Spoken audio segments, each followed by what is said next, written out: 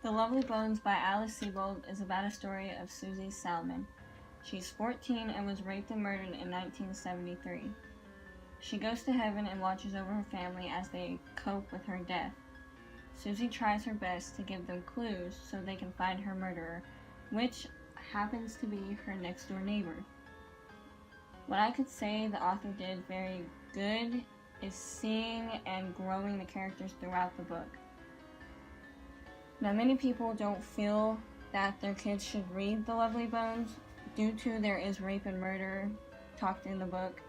But this book is PG-13, but kids should definitely read this book for a life teachable moment, and their kids would probably think a lot more about not going out and just messing around and talking to random strangers.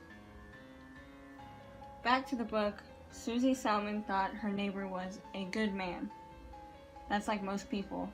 I mean, they don't automatically assume that people on their block is a murderer or is going to rape you, especially their neighbor. I mean, who would think that their neighbor would want to rape and murder them, especially if they're right next door and they talked to them before. It took a turn, and he raped and murdered Susie and kept murdering after. Her family never found out who the murderer was.